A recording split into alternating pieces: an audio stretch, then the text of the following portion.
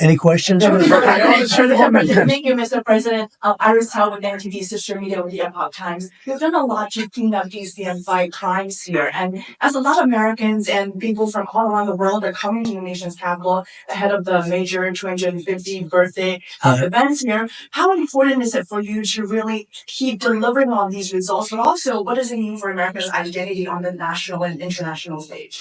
So I'm very proud of DC because when we came here a little more than a year ago, it was a very dangerous place. And now it's a very safe place. It's been incredible what's happened as you see the crime numbers. We had restaurants closing up and nobody wanted to go to a restaurant. They were afraid to walk to work. It was very, very dangerous place, very unsafe. And now it's a very safe place. We brought in the National Guard. We worked with Cash and the FBI, and Janine is doing fantastically, and Todd and everybody. And it's now a very safe city, and people are pouring in, and you see the grass is all beautiful. We put a lot of new grass in because, like people, grass has a life too. This grass, it was up a long time. But the waterfalls we talked about and the fountains are most of them are in the final stages or fixed. People are writing me letters. People are talking about it. We have some of the most beautiful fountains in the world, and there wasn't one, not one, that worked. We had 29. Out of the 29, not one was worked, in addition to the reflecting pool, which is even, that was the big one of them all, but that was a disaster. So with all of that, and this place is looking beautiful. I rode through it yesterday. Where the fences are down, the homeless aren't staying here any longer. We're helping them out, but we're not, we just can't have them in the nation's capital. And when foreign dignitaries come in, they're saying, the first thing they say to me, this place has really changed. They saw that it was going down. Our whole country was going down, just like DC was going down. And as you know, the restaurants were closing up. There weren't very many restaurants, and now they're opening up. You can't get a space. And everyone's going out to dinner and they're safe. And we had the national security and we have the National Guard and we're going to keep them. I want to, by the way, just in case I mentioned, keep them. And don't lower the number either. Absolutely. Somebody said, are there less? I said, I hope not, but don't lower the number if you don't mind. Okay. We're going to surge this summer too. They look great. You know what? They give people, we took out 5,000 criminals, hardcore criminals. By the way, 90% of the crime is calculated. They count 2% of the people do 90% of the crime. That's a great number. Because when you get rid of 2% you can get rid of. 90% you can't get rid of 2%. So 2% create 90% of the crime, 91% actually, to be exact. And we moved 5,000 people, Todd, out of here. These are career criminals. Many of them came over from the last administration through the open border, the ridiculous open border, no vetting. Nobody knew who they were. They came out of prisons. They came out of, they're drug dealers. There were people from mental institutions. And Washington, D.C. is now a safe and beautiful place. And it's only going to get more beautiful. Yeah, please. Mr. John, thank you so much for having us here today. What are your thoughts? Why do you think that Joe Biden is trying to sue this Department of Justice, former President Joe Biden, to have his tapes that he did interviews on blocked from the American people hearing them?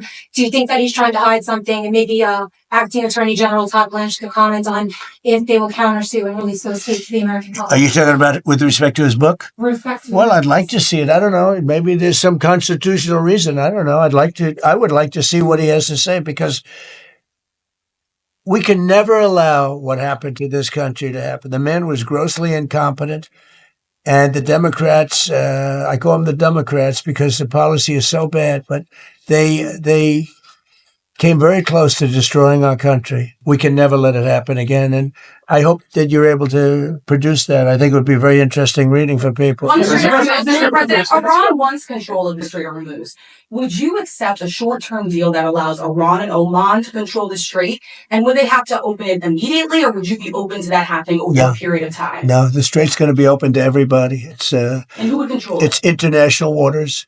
Nobody's going to control it. We're going to watch over it. We'll watch over it, but nobody's going to control it. That's part of the negotiation that we have. They would like to control it. Nobody's going to control it. It's international waters, and Oman will behave just like everybody else, or we'll have to blow them up. They understand that. They'll be fine. Mr. President, thank you. How much economic pressure do you feel to get the Strait of Hormuz open? Well, you have to say the United States has so much oil that we are an exporter of oil. So we have plenty of oil. We're very lucky. We're blessed with the greatest piece of land in the world from that standpoint. And we have more than anybody else. And now when you add Venezuela to it, we have, I think, 64% of the world's oil. And we're getting along very well with Venezuela, by the way. It's being run really beautifully. The big companies are moving in. It's going to be amazing because it's also like us. They're very blessed in that sense. But we have natural energy that no other country has. We have more than anybody else.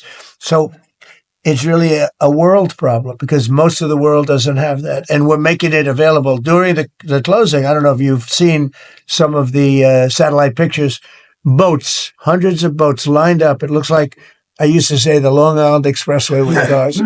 They're lined up and they're coming to Texas, Louisiana. They're coming to Alaska to fill up their boat. They're big boat. Some of them are really big, 2 billion gallons. Even bigger than that now they make them. They make them up to 4, Chris, I hear. Now they make them up to 4. The 4 are now the big ones. Used to be the ones. Now it's 4 million barrels of, think of that, 4 million barrels of oil in one boat. But they're lined up and they're right now heading to Texas, and they've already filled up and they've gone back. In addition to that, you have a lot of boats, you have about 1,500 boats in the strait wanting to get out, and at the right time we'll release them. But the American people, sir, are seeing higher gas prices. Yeah, they It's are. come down a little bit, but it's still $4. No, it's come down. Oh, it'll come down a lot. It'll come down to where it was before. We had it when I was in Iowa. We had we're driving by and we saw gas stations, $1.90 a gallon, $1.85, $1.87 were the three that we saw. We had it down in some places below. Now we can't help but California where they charge so much tax that you lower it and they charge tax. They've got to straighten the act out in California, but we had gasoline down to a very low number. I think we'll be hitting that number shortly after that whole excursion ends. Does that give you more urgency? But regardless of anything, as Marco said better than anybody can say it, you can't let them have a nuclear weapon. They would use it instantly. They wouldn't think about it. They would use it instantly. I've gotten to know them. They would use it instantly. Does that give you more urgency, Mr. President? You've said that you're in no rush to make a deal, but with gas prices that are so high across the country, people are paying more for travel. Does that give you more urgency to make a deal? Why doesn't it? Well, I'll tell you the primary urgency I have, and I said this, it wasn't covered properly, but the primary urgency is that we can't let Iran have a nuclear weapon. But at the same time, we have a tremendous amount of oil, gas, coal. We have tremendous amounts of energy. We're blessed with something very special. Those prices are going to come down. They're going to come down fast. I think that you'll see, actually, Todd, I think you're going to see lower prices that we had even before we did this. Now, I knew there'd be an increase. I said, we have a choice. We don't have to do anything. And in 2 years or 1 year or 2 months, because Iran would have had if we didn't hit them with the B-2 bombers, Iran would have had a nuclear weapon within 2 weeks from that date because they were ready to go. And if they had a nuclear weapon, it would have been used already. It also would have been used had I not terminated the Obama deal, the Iran nuclear deal, as we call it. That was in my first term. Had I not terminated that, they would have had a nuclear weapon a long time ago. I would say it was a guarantee that it would have been used, and it would have blown up Israel. It would have blown up the entire Middle East. And that's never going to happen. Yeah, please. Would you be comfortable with Russia or China taking their stockpile of highly enriched uranium and have they offered? No, I wouldn't be comfortable. That would not make me comfortable. Is the U.S. considering easing sanctions on Iran to allow Iran to sell its crude to market? No, we're not talking about any easing of sanctions or giving money. No sanctions, no money, no nothing. We have control of money that they claim is theirs. We'll keep control of that money. And when they behave properly and when they do what's right, we'll let them have their money. But right now, we're not doing that. And it's not, one thing is not contingent on the other. Mr. President, on the shooting last weekend, it came barely a month after the third assassination attempt against you during the White House Correspondents' Dinner. What was your reaction when you first heard about the latest shooting, and what gives you the courage to really keep doing your job effectively without thinking about these threats every day? Well, I can't think about it because if I thought about it a lot, I wouldn't be a very good president. I wouldn't be here, probably. I'd be up in some room with a locked door and said, just leave me alone. So I can't really think about it. It's just something that it's a sad part of life. It's a dangerous business. What I'm doing is a dangerous business. And they say, and look, we have been maybe the most consequential, but we certainly have been one of the most consequential. This group has been a very consequential administration. And they say if you're not consequential, you don't have so much problem. If you are consequential, you do. So you have to look at that. But it's a shame. It's a very sad fact of life. Look, anybody in office, not only in this country, in other countries too, but when you are a consequential president, your life is in grave danger. I knew that. Yeah. Mr. President, how would you characterize the current state of the talks with Iran? I guess if it were a football field, what yard line would you be on? Well, I think we're doing very well. I think they are starting to give us the things that they have to give us. And if they do, that's great. And if they won't, then the man on my left is going to finish them off. Is there a time frame in your mind? What? Is there a time frame in your mind for? I mean, it happens quickly. The problem is every time I mention a time frame, for instance, I see, we've been doing this for a few months. Vietnam lasted 19 years. Korea lasted 8 years. Afghanistan lasted many years. They were all many, many years, and we're into it for a few months. And I read about you people like you. What's taking so long? But we're in it. We lost between two big wars, Venezuela and Iran. We lost 13 souls, 13 great people. Met the parents, great people. And it's a terrible thing, but 13. If you look at the war casualties and the deaths in wars for Vietnam and all that, they lost hundreds of thousands of people in numerous of these wars. We're very cognizant of that. We want to lose very few. We want very few to be injured. We're very careful. But war is war. War's dangerous, but we've lost 13. I saw the Democrats took an ad putting in the 13 people that were lost. And when you look at hundreds of thousands of people that were lost in the Middle East, Iraq, all the different wars we were in, we have done an amazing job. With that being said, I hate to lose 13. I hate to lose one, but we've been very capable. I mean, when you think of it, we took over Venezuela in one day. We have done a similar job, but we said, well, give them a little chance at the request of somebody that we greatly respect from Pakistan, the field marshal and the prime minister. They've been great. They asked us, would we pause the war for a little while because they'd like to do so. We will do that. But we had them beat. They're, no better now. We could close that out very quickly. If we can do it in a different way, that'd be good. If we get everything we want, but we could close that out very, very quickly, and we may have to. I don't think so, but we may have to. Mr. President, ask about the World Cup, if I could. Yeah. The U.S. spent a lot of money getting the World Cup here and increasing the infrastructure. Does the economic benefit outweigh the cost? No, the World Cup is great. It's the most successful they've ever had, ticket-wise. It's they've never had anything that sold so quickly. It's amazing because it's the United States. You don't think of I call it soccer. It's just easier to do because we have football and they have two footballs, right? They call it football. But most people never thought they'd see anything like that. The World Cup, it's turned out to be the most successful World Cup from the standpoint of what's happening than they've ever had. Yeah, please. Thank you so much. Robin Ortiz with Turning Point USA. I have one question for you and one question for Vice President J.D. Vance on fraud. What's your message to the New Jersey leaders pushing back against ICE operations at Delaney Hall? About ICE? Yes. Or about NICE, as I call it, NICE. The NICE facility. I'd love to change the name, call it NICE. They do a great job. And it's all paid for protesters. You can see by the signs. The signs are all made by the same beautiful factory. It's a printing plant. In fact, I'm thinking about using it. They do such a nice job. These aren't protesters. These people are fake. They're all paid for. And I will tell you, Tom Holman and that whole group, and now Mark Wayne is so incredible. Mark Wayne, do you want to just respond to that? Sure. We run the finest facilities anywhere in the world of their type. But we have some horrible killers. We have killers. We have guys that have murdered numerous people in there. And these are the people they're trying to protect. There's nobody that runs a facility like we do.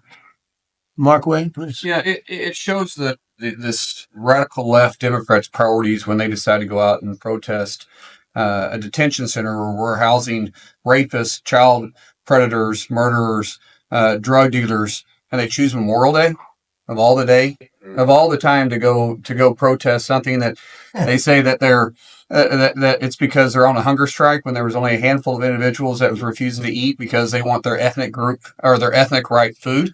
Well, they can go back to their country and get whatever food they want. The fact is, we're giving them the calories they want. This isn't Holiday Inn. We're giving them sanitation.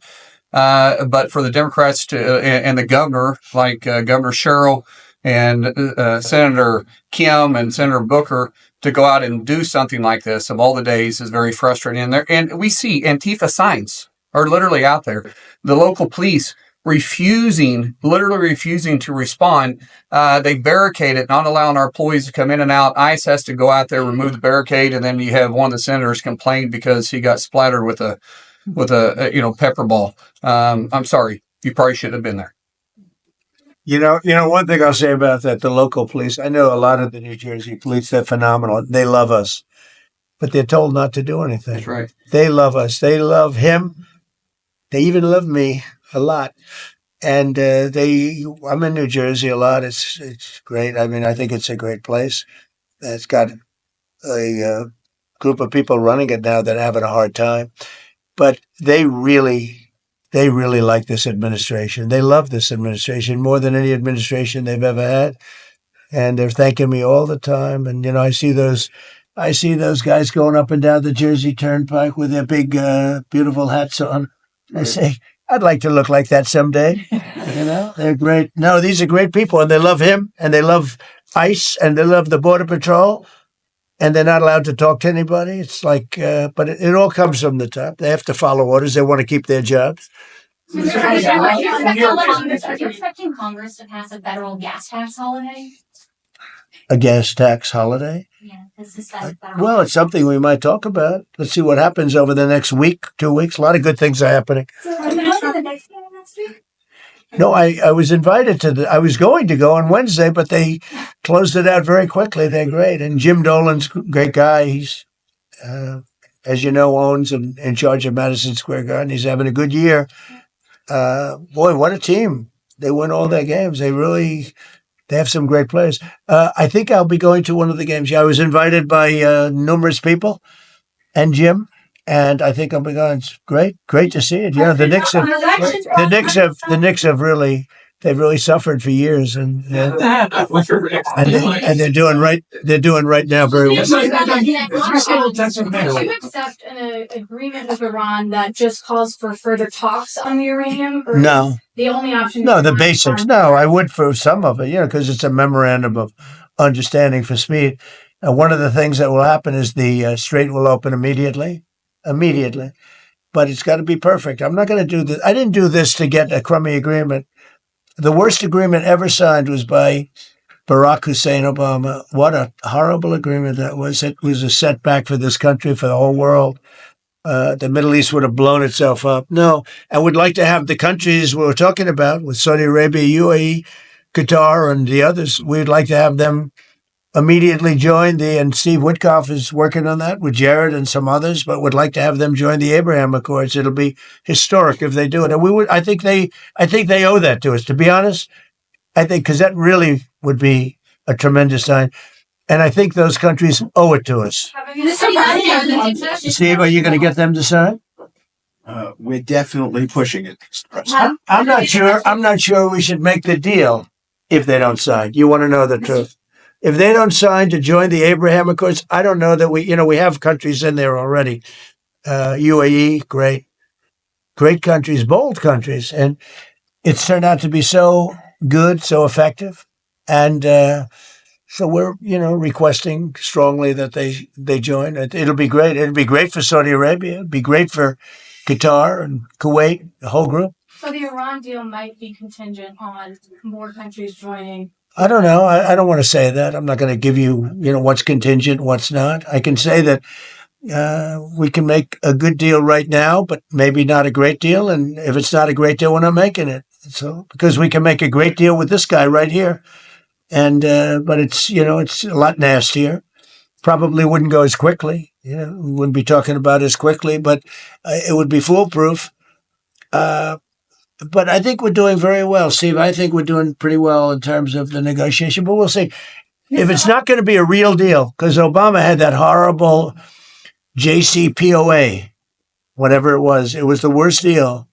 It was a path for Iran to have a nuclear weapon very quickly. Years ago, they would have had a nuclear weapon. We might not be here talking about it right now. They would have had a nuclear weapon. And frankly, Obama picked the wrong country. He should have picked another country. I won't tell you what it was. But he picked the wrong country when he picked Iran. But we have things understood now with Iran. It's been nasty. They've lost their leaders. And it really is regime change. We didn't set out for regime change. But by the fact that we're dealing with a totally different group of people than we were at the beginning.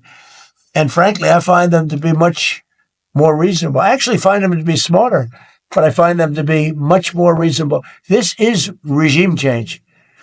One regime is gone, another regime is gone. We're dealing with the third. Pieces of it, because some of them are gone too. And I find them, I think, how can you have a stronger regime change than that, So I do find that. I'd like to thank you all very much. We're doing great. Our country is doing fantastically well. And this group of people is outstanding. Thank you all very much.